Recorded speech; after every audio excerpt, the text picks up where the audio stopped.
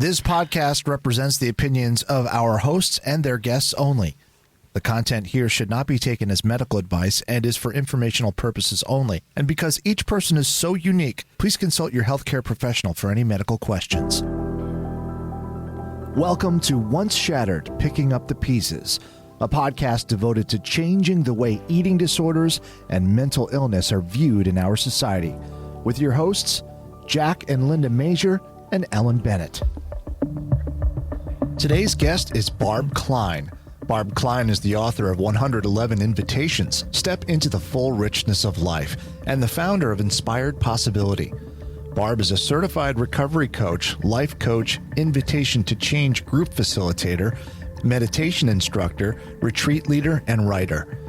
Barb is also mom to 2 young men, one of whom struggled with a substance use disorder, eating disorder, and other mental health challenges.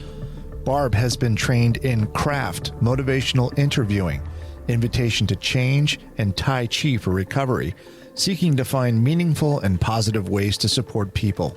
As a mom who has navigated life through her son's substance use and eating disorders for 13 plus years, she is determined to create something positive and meaningful out of this experience. She supports other family members who have been impacted by a child's mental health challenges and people in recovery to make their own well-being a priority and to find peace and possibility beyond the pain. She is committed to bringing more love and compassion to the journey with substance use disorder, eating disorders, and other mental health challenges.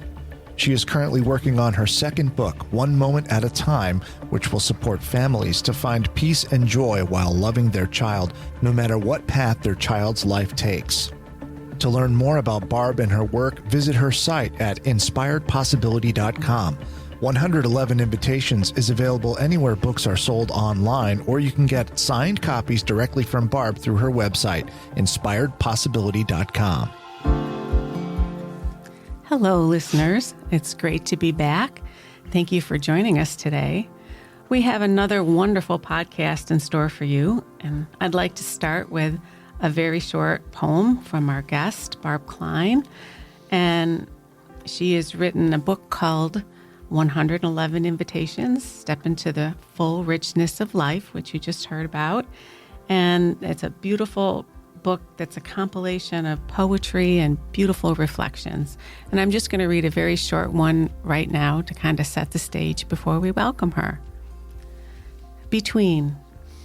Too often we live in the land of all or nothing, black or white, right or wrong, completely missing the sweetness that lies between. Simply true and beautiful. What do you think, Ellen and Jack?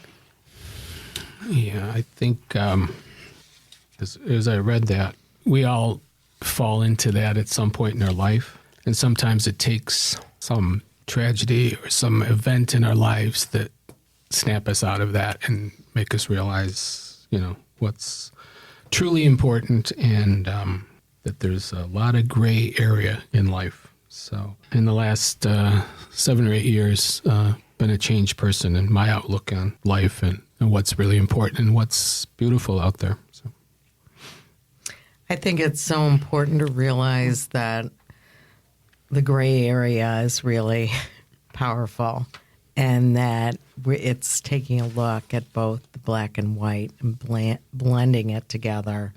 In almost all circumstances, we kind of have that right and wrong kind of as a guidepost, but somehow we end up meeting in the middle. And certainly my journey through education made me take a look at all aspects. So it's a beautiful reflection and realizing there's a richness to all, and we all benefit from all. And I think black and white makes gray. And I think we're supposed to look at everything differently as we get older and we get gray, right? Everything. I'm loving the gray. Loving it. Or you could call gray platinum if you're vain, right? But gray's good with me. So anyway, right now I'd like to welcome a very beautiful person inside and out, Barb Klein. Thank you so much for having me. welcome, Barb. It's just an honor and a pleasure to have you here today. Thank you so much. It's wonderful to introduce you and learn more about all that you are doing and have done and will continue to do. Thank you. Thank you. Well, Barb and I, our paths first crossed about a year ago, yet I feel like I've known you for decades. And I can call you really dear friend now, too, in such a special way. I feel we should begin with you sharing with our guests what your inspiration was for starting your business, Inspired Possibility, and your inspiration for becoming a recovery coach and peer advocate, and why you wrote 111 invitations. That's a loaded question. I was going to isn't say, it? such a huge question, Linda. So the business started 10 years ago when I left my job in the nonprofit world where I had been supporting families around special education. And I just felt this call towards coaching. I had experienced really seeing people light up when they got aligned with what was true for them. So initially it was very much around helping people through career transition and things like that, actually, for the first year. And then in 2014, I went to my first women's retreat. And so I learned much more about the importance of self-care. And I found that no matter what I was coaching people on, it always came back to needing a foundation of true self-care and really honoring of our being in order to do the things that we want to do. So that's how that started. And of course, it has evolved over the years as my journey has evolved. The recovery coach piece came in, thankfully, in about 2019. I finally found Recovery Coach University here in Rochester and did some trainings with Lori Drescher and Keith Greer, who are amazing, and learned a different way to look at addiction and recovery. And that's something that we had been dealing with in our family since 2009 with my son. And there just hadn't been any fresh ideas available to us as a family. You know, it was Al-Anon or nothing. It was tough love. It was enabling. It was don't be codependent. And I didn't know any other way. So it took 10 years to find a different viewpoint. But once I found that, I was totally hooked. And, you know, I also sat in rooms of trainings with people in recovery, and I learned from them what's possible. And I was so inspired by them and the beauty that they bring to the world. And I just thought, this is where I want to focus my attention. And I really want to support other families to find different ways to be with their loved ones. Which is when I came upon the invitation to change, which I know we're going to talk about later. But it's just a revolutionary model that blew my heart open. And before we came in, I was listening to you two saying, I still haven't found what I'm looking for. Mm-hmm. And I feel like once I found Recovery Coach University and Invitation to Change, I'd found what I was looking for. Life-changing. Yes. Life-changing. And my conviction to serve in that capacity was huge. The book is an entirely different story because I wouldn't even say I chose to write the book. I was actually at a workshop with Julia Cameron, the author of The Artist's Way, the weekend of my 50th birthday. This was just a little bit after my first retreat, actually. So 2014 was a very big year. And she has this beautiful practice called morning pages, where you write 3 full pages of free flow thought, stream of consciousness writing. And she had us do that over the weekend. And literally on the first day, my first prayer was written. And I was like, I don't even know how to write a prayer. What am I doing? And then I was writing a prayer for another woman in the group. And it just came to me and through me, is the truth. This book woke me up at 6 o'clock in the morning, which I did not always appreciate because I am not a morning person. But it just had a life of its own, and it was my job to capture it and share it. And honestly, even in that first weekend, I felt the healing power of the words. I knew it was going to be a healing book for me and for other people. And I felt the universal messages in the pieces that were coming through. And I really didn't want to make it too much about my story. And it was originally called Garden of Inspiration. But again, it was like, it's not always sunshine and rainbows. So that's where the full richness of life came. It's like, I really wanted a book where people felt seen and heard and not alone when they're in those dark places. Mm-hmm. Even though some of the poems my husband edited, and he's like, could you put a positive spin on that, please, at the end? And I'm like, no. You know, that was the truth of that moment. So it did help me process life, I would say. Well, and that's the way music is too. Sometimes you want a really upbeat song and you relate to it and it takes you to a happy time. And other times you want something that's more melancholy because, that's where you're feeling or you want to remember something. So I think that music and writing are ways that you really release your soul. You just let it go. And it's always cathartic, I think. Yeah. Yep. So the four of us sitting here today, and I know many of you out there listening, have lost a child. And it's just the most devastating thing, I think, that can happen to parents and families.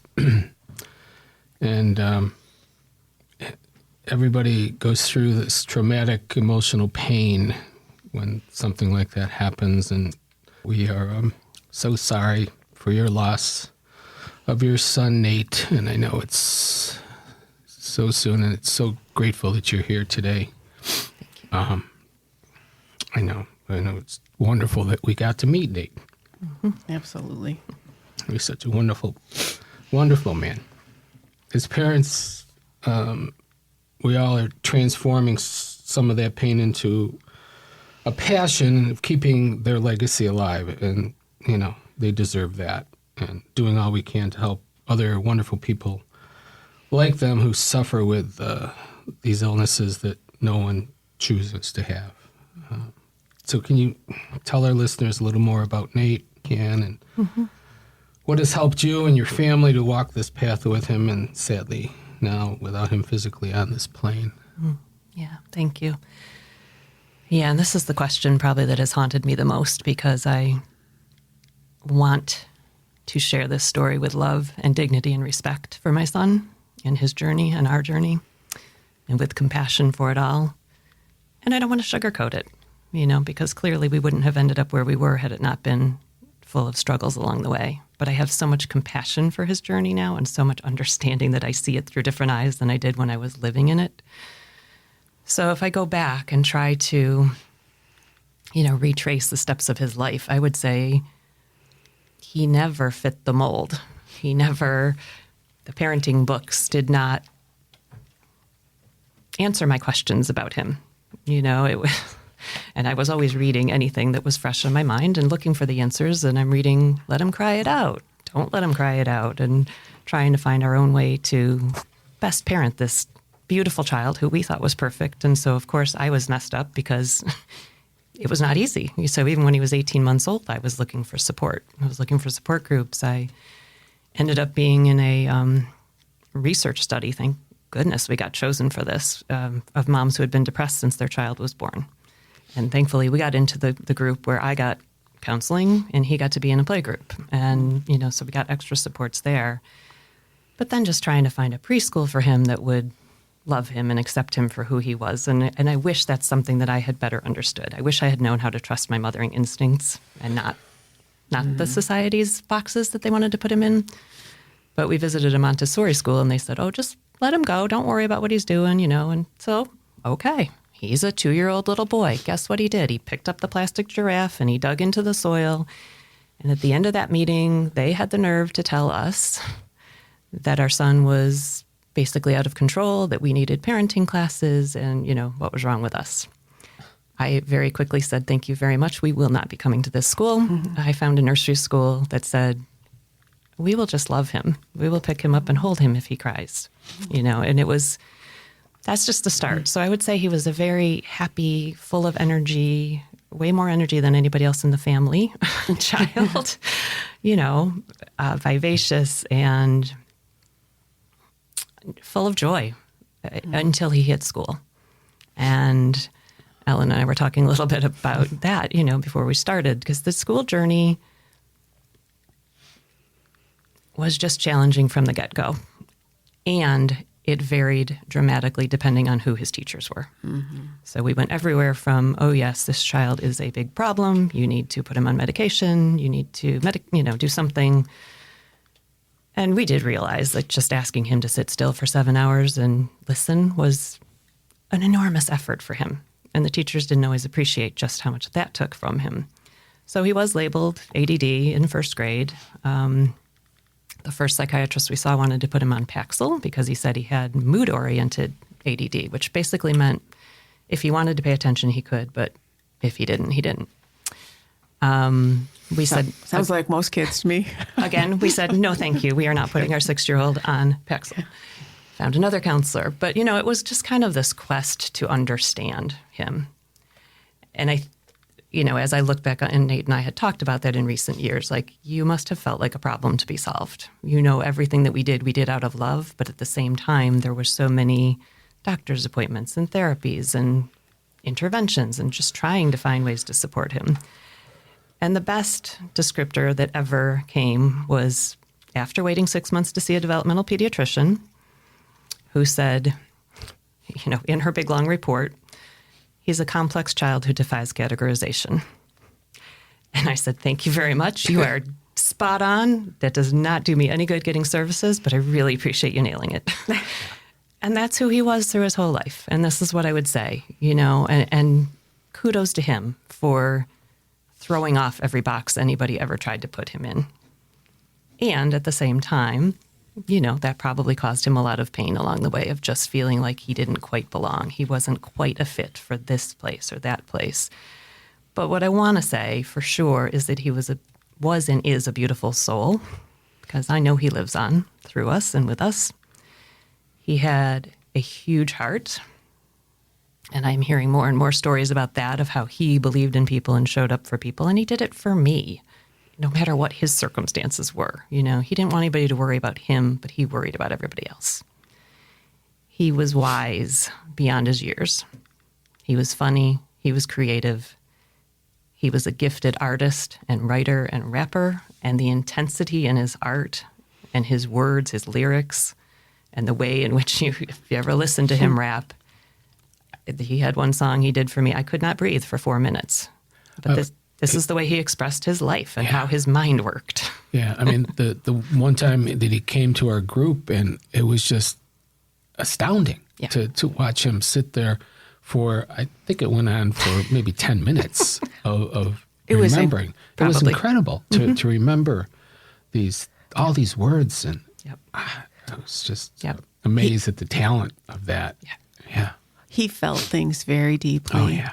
Yes. He was so charismatic. Yes. Our eating disorder support group for adults is a wonderful group of people. And he just touched us all in such a magnificent way. And it was such a beautiful meeting.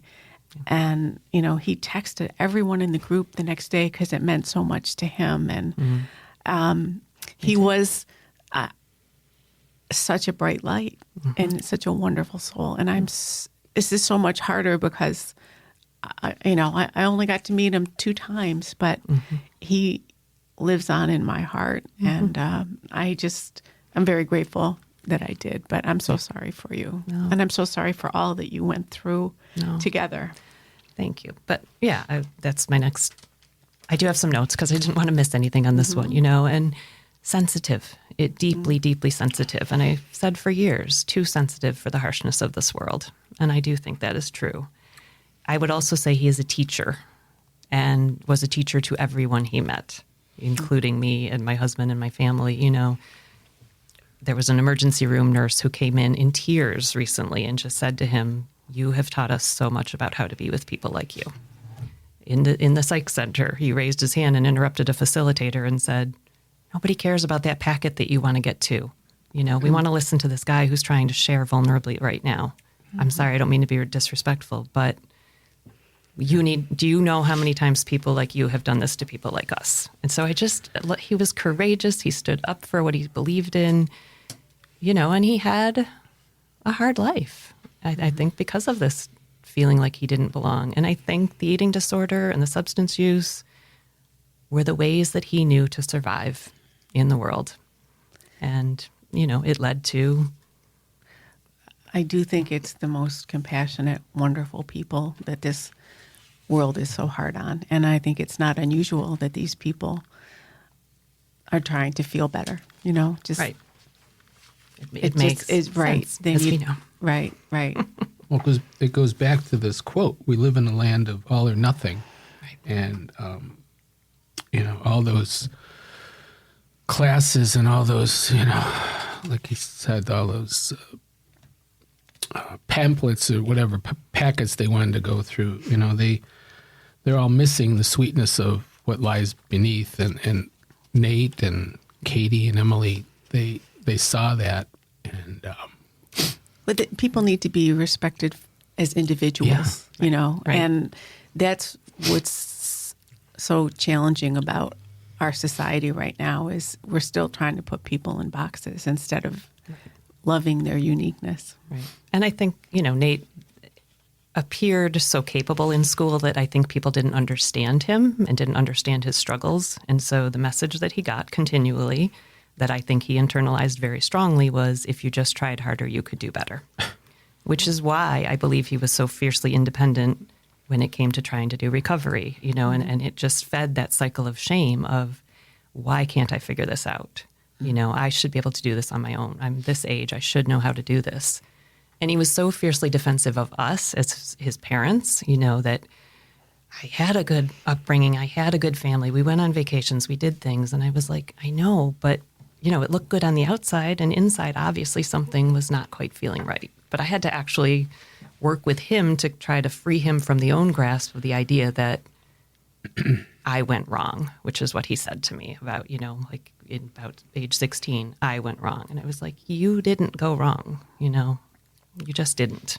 We just didn't know how to be there for you in that time. And again, I didn't have any good supports. So by the time he was 18, we felt like we had done everything we could try. We had done counseling, inpatient, outpatient.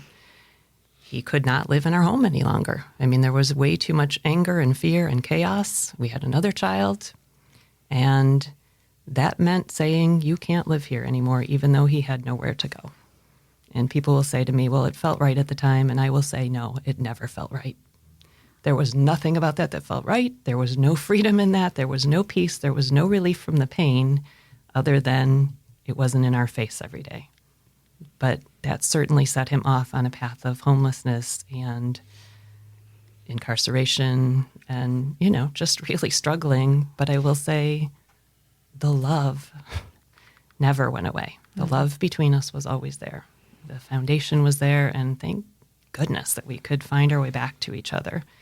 And that he had a good friend who died in 2018 or 19, I think. And that really, he had so many people die already, but that one really affected him. And he kind of fell apart after that and did get in serious trouble and was incarcerated in 2020. And he would have told you that saved his life. It was right before COVID. And in the 2+ years he was there, we were able to visit him and have phone conversations almost every day, and just some of our deepest healing, because, he could get a little healthier. He was given care for his eating disorder pretty well, and the mental health stuff, which actually set him up pretty well for when he was released from prison. He went to an inpatient mental health facility for about 4 months, which really served him well. And unfortunately, when he was leaving there, he was so eager to be independent. And then there's that fine line of honoring a person's autonomy and wanting to give them a chance. He was put in a very loosely supportive housing situation with a lot of outpatient supports, but not nearly the support and structure that he needed. And it was 6 months from the day he moved in to the day he died. And I know over those months, we were very clear that we were watching our son die. And we were just trying to take the stance of, okay, let me honor his quality of life. Let me respect that he's going to feel better living in his own apartment, that he wants to work. And I will say he did the things that mattered to him. His music was critically important to him. He was able to get that out there. He was able to do an open mic. He was able to record his music, and it's out there on SoundCloud now. So I feel like he did leave his mark. He did do the things that mattered to him, and he touched so many lives along the way. We often don't know what our purpose is we spend a lot of times, as my uncle would say, contemplating our navels as to, why are we here? But I think sometimes you don't, you never know. But like with Nate, and I'm like with Emily and Katie, you know that this wasn't for nothing. You know that there was purpose to this. I don't understand why people have to suffer, but I have faith that we're all here to learn, and that they led and they taught by their journeys. Yes. And I realized I did not answer the second part of your question, which is what has helped. So let me go there, because it is important. And I think a big piece that I'm seeing is the support network that I have built over the years, that we have built, that is, and I'm learning finally to ask for and receive help. So let people in and to not try to do this all myself. We've been advocating for him his whole life. And even in the school years, my husband and Tom and I used to do a presentation for students in college who were training to become teachers. And we used the Wayne Dyer quote, when you change the way you look at things, the things you look at change. So even then we were trying to educate people, like, don't just look at the IEP, like actually look at this person, get to know this child, because there's so much more than what they appear on paper.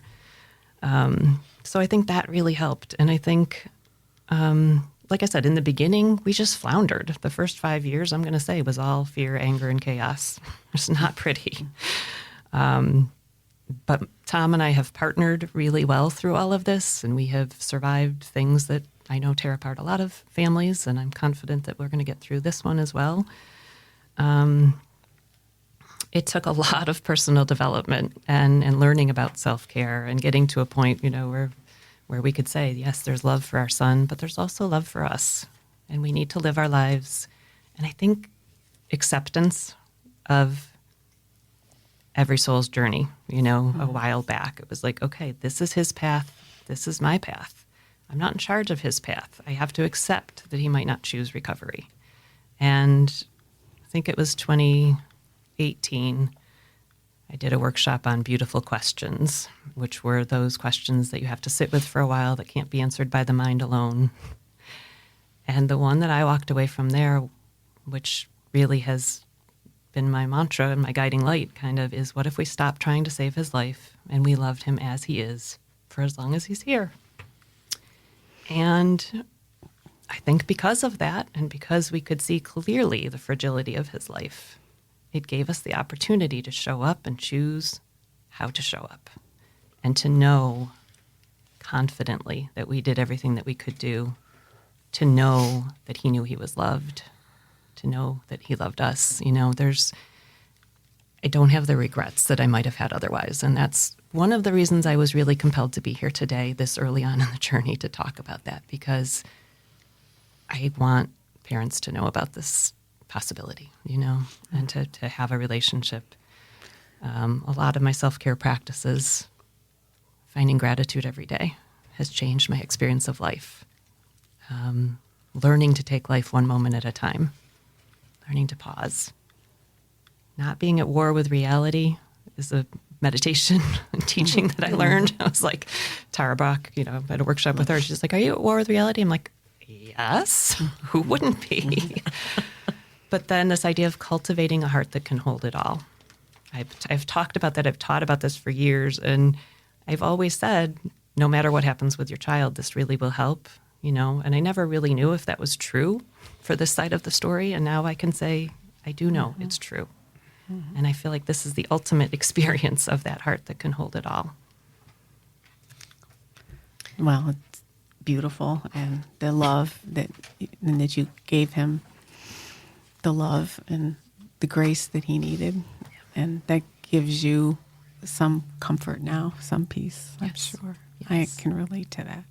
Yes, and the faith that he lives on and he's at peace now and he's free of anything and anyone who can cause him pain.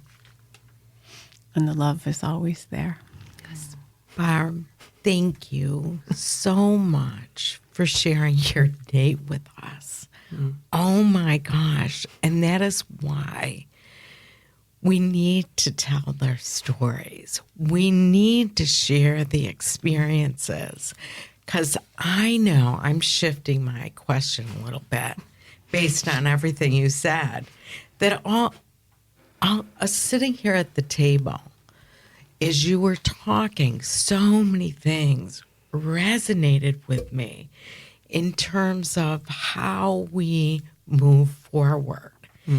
And your wisdom, and that you've been able to pull it together to help pull this message together to help other people understand these important steps. And some of the things that really radiated with me was the personal development of us as individuals and growing, and the acceptance of every soul's journey. Because I think at some point, all of us sitting here, we felt that. We each have a journey that needs to be expressed, completed, and lived, however that is. And beautiful questions, that's what steers us. That's what guides us.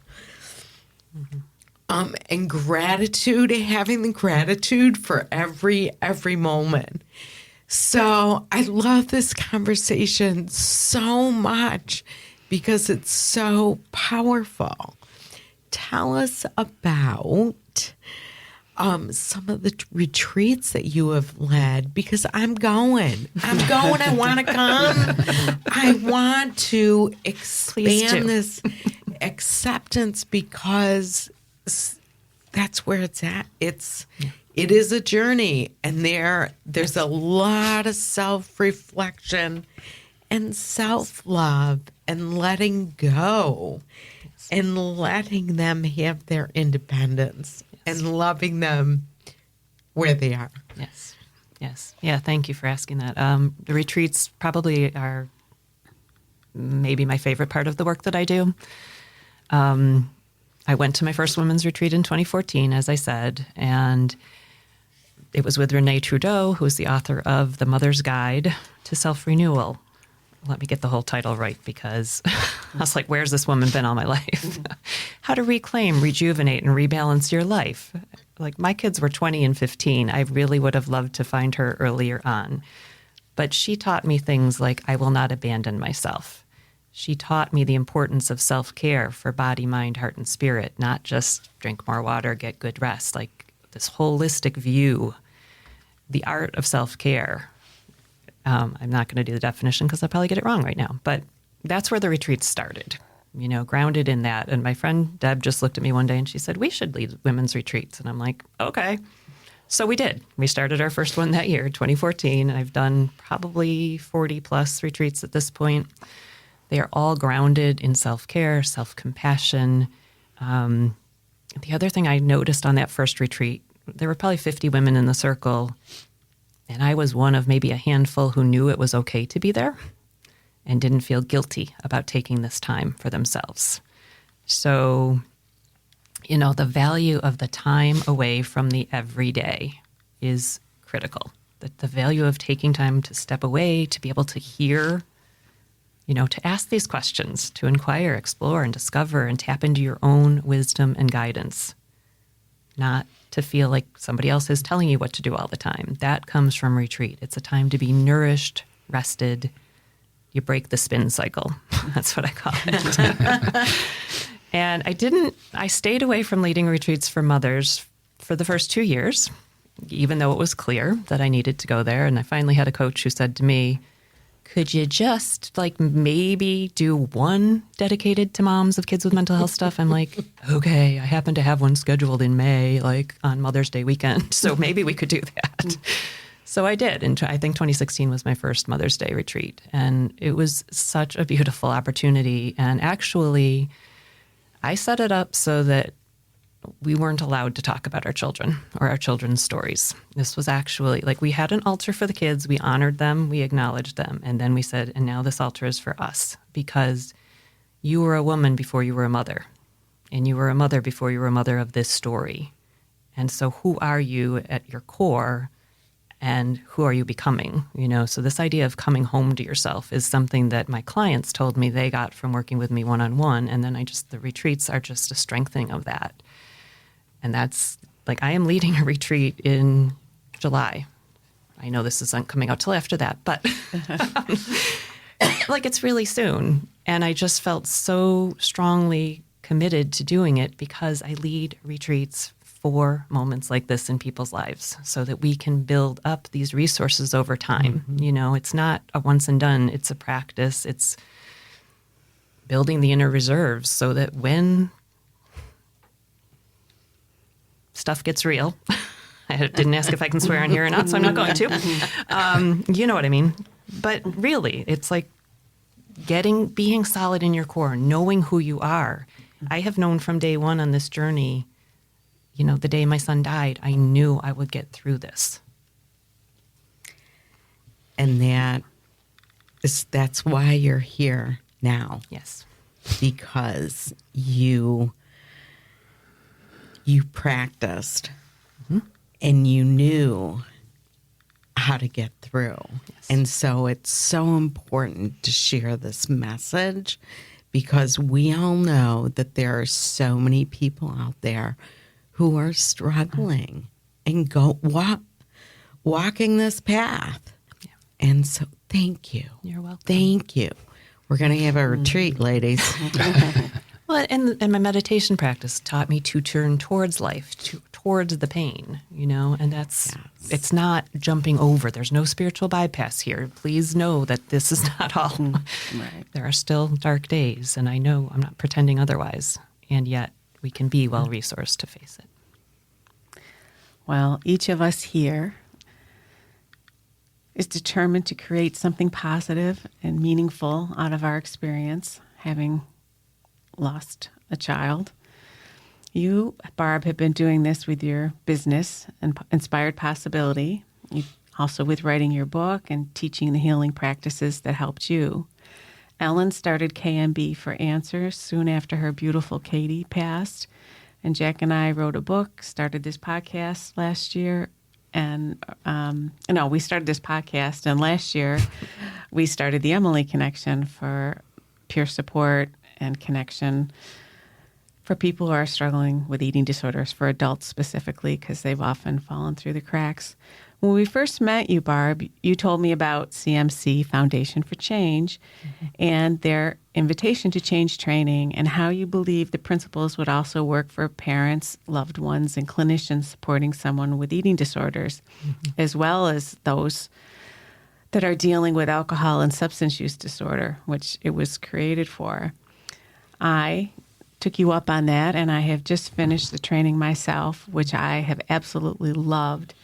It's helped with facilitating our groups, and I took it, and I was interested in taking it because sometimes substance use and alcohol use disorders are co-occurring with eating disorders.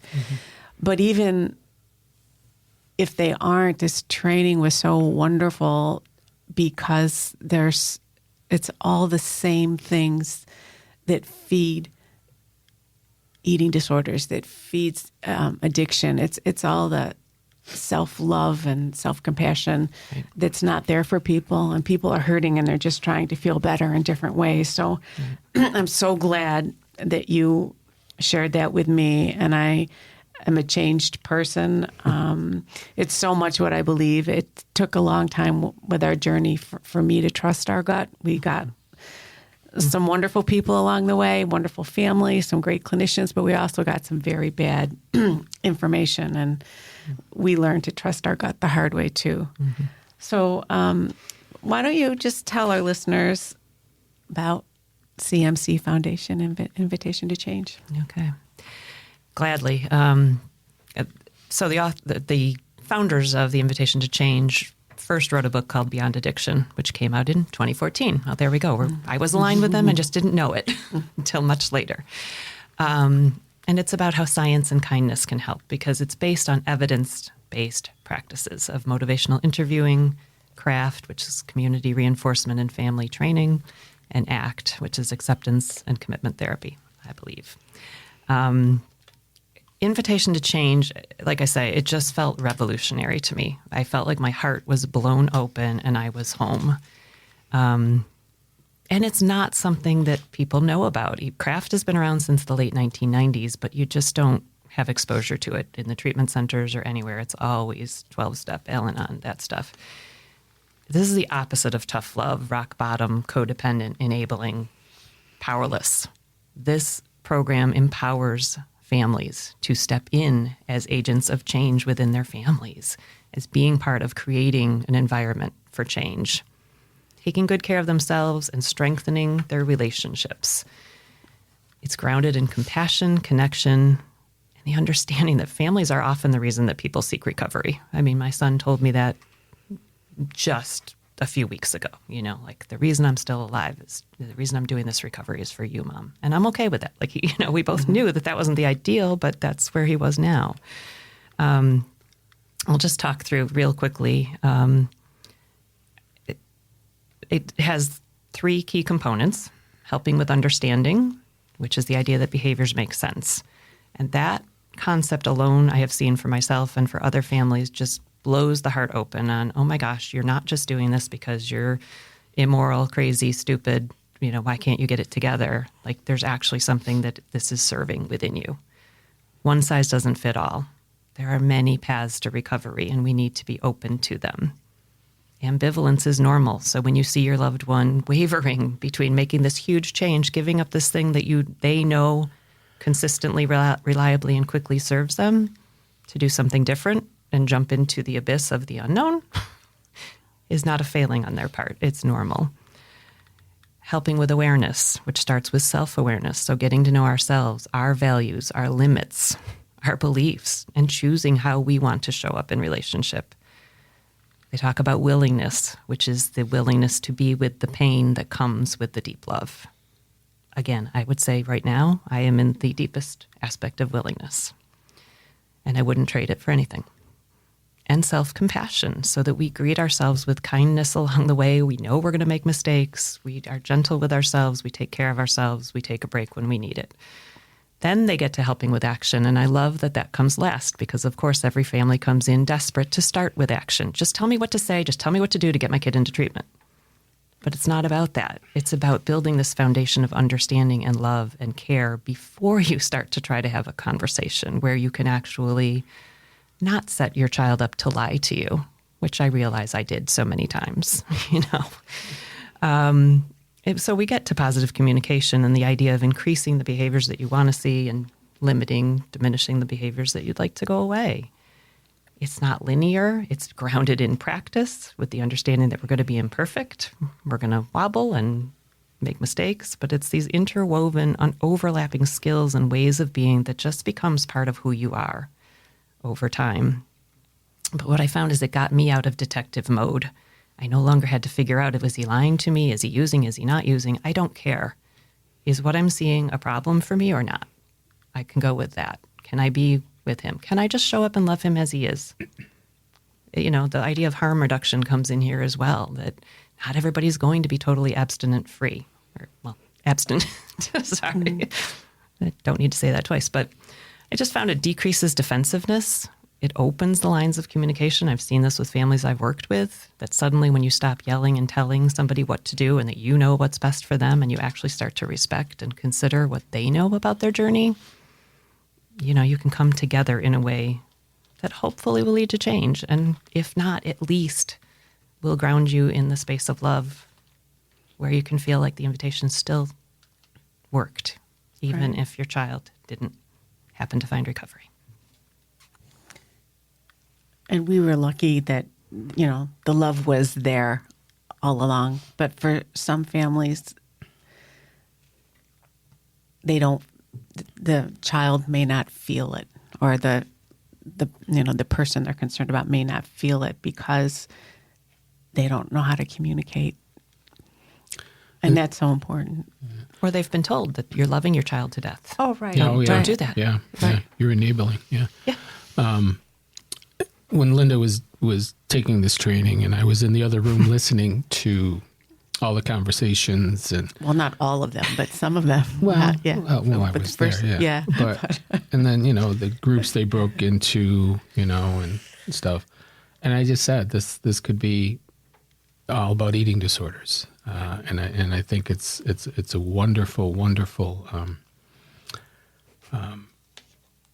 thing that somebody with eating, and it's in the clinical field, treating people with eating disorders can really get a lot out of invitation to change training and learn how to maybe look at these people a different way that they haven't in the past. And I know they get a lot of training, but it's a different way to look at it. And Well, you have to respect the person for who they are. yeah, And I think people that have eating disorders sometimes, or addiction, can be difficult people to work with when they're in the throes of these things. But the real person is in there, right? And you just got to find a way to communicate and validate what they're going through. And then it opens so many more doors. yeah. I mean, it's just I've heard so many clinicians out there in the books that have been written that say the psychiatrists, they don't want to deal with the person with an eating disorder because they're so decompensated at the time or whatever, and then the medical community only wants to deal with that and not deal with the mental aspect of it. So, and there's no collaboration between the two so many times, and that's why people are left falling through the rabbit holes, as we say, and not getting the care they need. So, yeah, I didn't take the invitation to change per se, but I listened to a lot of it and got so much out of it. So I would highly recommend people take that. It's wonderful. It ripples out. Yeah. Yeah. So in this day and age, and I guess COVID. Oh, you know what? We should just say that if people are interested in the training, that you can go to cmcfoundation.org. Is that what it is? CMC, FFC. Right. If you just plug in invitation to change, it will pop up.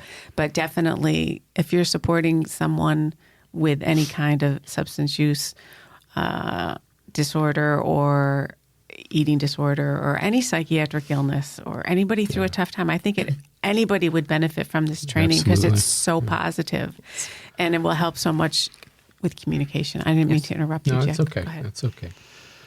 So I guess, again, COVID opened up this box that there's a mental health issue out there. So, and there's more and more famous people now coming out about their own issues. And all these people are just wonderful, caring, compassionate, bright. It's just goes right down the line with everybody, and raised in good families with love. And we all know that it can happen to any family out there. And everybody knows somebody. So do you think that the stigma around mental health is prevalent as it was, or is it getting better and not so, judgmental? And Idealistic me would like to say yes. I'm going to say yes to both. I think it's still very prevalent, and I hope it's getting better. And I hope things like Invitation to Change are helping to change that. But I definitely think it's still a factor in the way people are treated in the emergency rooms. And especially if you have an addiction and you've been in many times, there's just this treat 'em and street 'em mentality. And I saw that happen with my son, where he'd be discharged in the middle of the night, even if he was begging to stay. Handed a pamphlet and said, "Here, call your doctor, get some help." So yeah, I think the stigma and the shame, I do think, still keeps a lot of people from getting help, because they have an idea of what it means to be an addict. And that's not a word that we would use in the Invitation to Change, but it's out there. And so if you have this idea and you don't want to see yourself that way, then you don't necessarily want to go to a place where you have to say, "I am this" or "I am that." I think it keeps a lot of families silenced and feeling very isolated, not talking to people about what's going on with their kids, because it's, I never wanted to have those conversations in the grocery store of like, "Great, your kid's doing really well. Well, mine is not." So yeah, I think it's very alive, and it's still something that we need to continue our efforts to shine the light on and normalize it, which is the other reason for we're all here talking about this, obviously. Absolutely. We need a huge cultural shift You- in terms of mental health and addiction and eating disorders. And it's getting better, but we have ways to go. Oh, I'm up next to bat. Here we go. I am going to go off script. Warning, warning, warning. I am wondering about your other son and how is he doing? Because if we have learned that not only families, siblings are impacted, and we care about all our children. Yeah. Well, so that's an area where I probably do have some regrets, just because Nate required so much time and attention and energy over the years, and Adam appeared to be so independent, and he was, and he is. And, you know, there were times when I would literally say to him, I will pay for the therapy later, but I just can't handle one more thing right now, which is totally unfair to put on a kid. I know that. But And that's the reality. And Right. I think it's important we need to have that conversation. Yeah. And he got it, you know. I Yeah. mean, there were times I would say to him, you do understand why Nate can't live here, right? And he's like, oh, I understand lots of reasons, you know. So he was a person who loved Nate fiercely, and still does, of course, and would tell it to him straight. You know, he's the one who would say, get your act together. And he didn't necessarily understand. So I was trying to educate him about these things as well. Like, it's not just a choice, you know, please understand, nobody would choose this. So he was getting there, pretty devastated now, feeling like there were missed opportunities and broken promises and things that he would have liked to have been able to do. It's a hard path to walk. And I ask the question because I know my journey with my daughter and other siblings that I have known.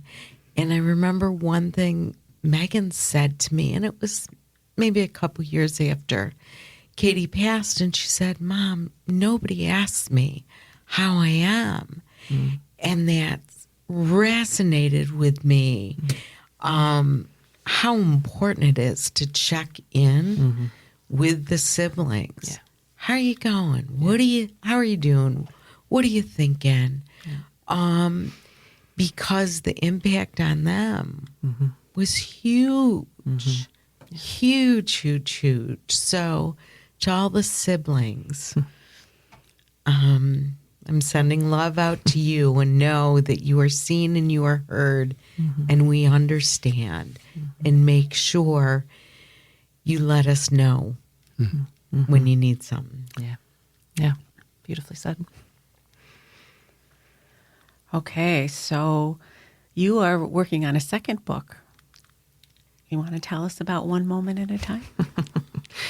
Sure. So I started writing the book while Nate was in prison, and I really wanted to finish it then because I thought, I don't know what's going to happen afterwards. I might not have the energy to finish, and of course I didn't finish. So I've been working on it for about 2 years now. This is going to be a companion for parents to live a good life while still loving their child. So it's very much about everything that we have talked about. I hope to share fresh perspectives, guiding principles, and proven practices with them to take them along, knowing that I don't have anybody's answers, but I can share what's worked for me, you know, these ways to find peace and joy no matter what happens with your child. And so I had actually started book coaching recently and had to interrupt it when we were just in crisis after crisis with Nate. And then I'd say, you know, what do I do when what I'm living doesn't feel true to what I'm writing? And my coach said, I think it's exactly true, because you're not promising the parents any outcome with their child. You're showing them how to show up for their life. So it's broken into, it was 4 sections, one around self-care, which I don't think has really been highlighted enough for families. One around clarity, you know, just understanding addiction and recovery differently, understanding yourself differently. One around compassion, because it's everything, you know, for yourself, for the journey, for your child, for the rest of the family. then create. So the idea that you can be empowered, you still have choice, you can create the life that you want to live, even within really challenging times. And now I am very clear that there is a 5th section that will be in there for the families who have lost a child called Continue. And I'm writing in real time, trying to capture this experience of what does help get you through. What's it like? Any guidance I can offer for people and how to let themselves be helped through that time. Well, we can't wait for the book to come out. So It'll be wonderful. I'll get back to it soon, I think. Well, I don't know if I would be sitting here today if it wasn't for the love and support of my husband, our son, and my husband Jack, and our son Matthew, and the wonderful family we've been blessed with.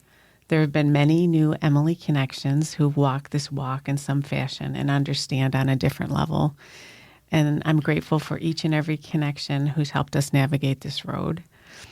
Love, gratitude, faith, and purpose keep me moving forward. And as I said in our book, I'm so grateful for Emily and for all that she taught me every day that she was with us. And I know what she's still teaching us today. Absolutely. And I'm positive that both you, Barb, and Ellen feel the same way about Katie and Nate. Mm-hmm. And we're so grateful. I mean, I didn't ever meet Katie, but through Ellen, I really feel like I know her. She was, in a lot of ways, so similar to Emily and just a wonderful girl.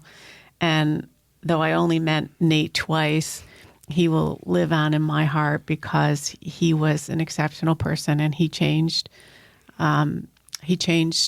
us that night he came to that meeting. And I think it was the first time he was in a group setting where he could talk about his eating disorder. And I think it gave him some peace for a few days. And it's just so grateful to be able to hold that space. I'm just so sorry he's not still here.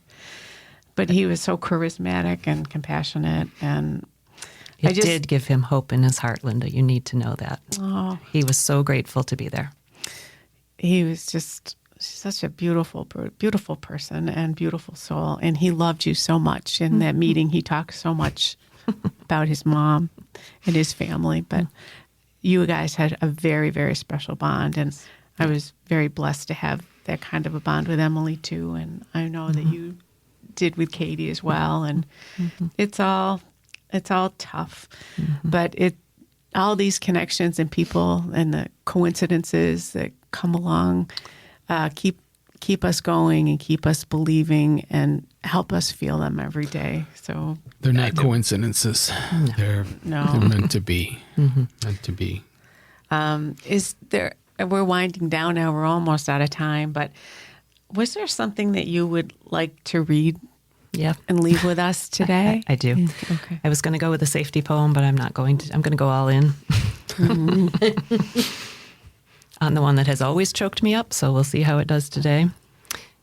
And in case I don't get a chance to say it at the end, I'm going to say it now.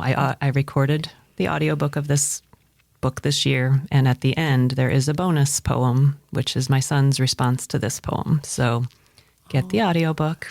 You'll get it there.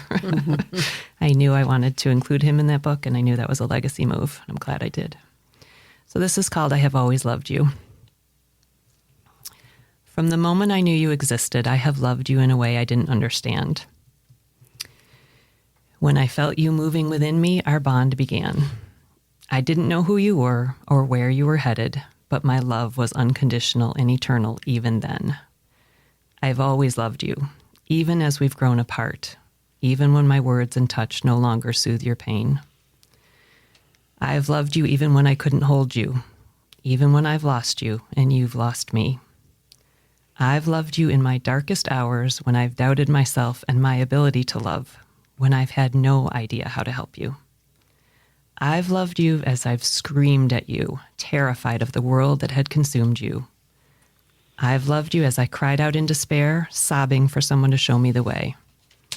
I've loved you as I have seen past the fog, beneath the shadows, and into your heart, your spirit, where I have always seen and known your wisdom, your depth, your kindness, your love, and your promise.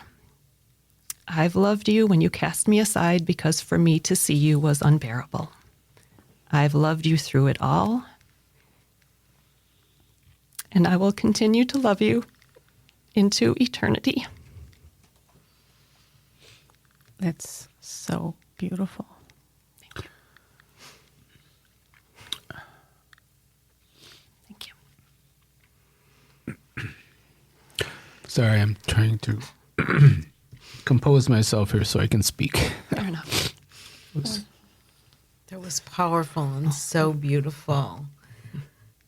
Thank you for reading that for us. Do you want Ellen to go first? No, I can. Well, again, Barb, thank you for coming here today. I know when you were slotted for this date, we were so looking forward to having you here, and then, we weren't sure that you would be ready, and I hope that it's been cathartic for you. It's certainly been educational for us and our listeners, and and I hope that I know since Emily passed and everything, have become so much more spiritual. She taught me that, and knowing you has even enforced that. Your Facebook posts every morning are something I look forward to about what you're grateful for today, and they're always just simple little things. The blue sky or the lake or the birds or the dog or whatever. They're just beautiful. So Thank you. is there anything else you'd like to share with our listeners before we wrap up? I don't think so. Okay. It feels pretty No. complete. Yeah. Don't let me muck it up with more words now. Body, mind, and spirit is just so important in getting to that point of realizing it is the it. Body, mind, and spirit. This conversation reminds me, us, that we all can find a new path and restore our joy. There is a light, though it may seem very dim at times. Through connection, compassion, and giving ourselves space to reflect, however that may look, through music, through writing, through walking, through nature, we survive, redefine ourselves. Barb, what you are doing is creating that space. Yeah. Thank you. This conversation was just so beautiful. Thank you. You're welcome. Thank you so much for giving me space to be here. It's a gift to me. Thank you so much, Barb. This has been so impactful and so real, and I think it will help a lot of people dealing with all kinds of issues and things. So bless you. Thank you for being with us. Now it's time for me to thank Rockbox Recording and Production and sound engineer Scott Fitzgerald for expertly producing our podcast and so much more. He's a great guy and a wonderful friend. Listeners, help us continue the conversation. Please rate, review, share, and subscribe on Once Shattered on the podcast platform you are listening to us on. Thank you. And we have a YouTube channel, Once Shattered, picking up the pieces you can subscribe to. So, And remember, always remember that Rockbox is the place to record your podcast, record your audiobook, or do a legacy cast for your loved ones and family. Thank you, everybody, for listening. Thank you. Thank you.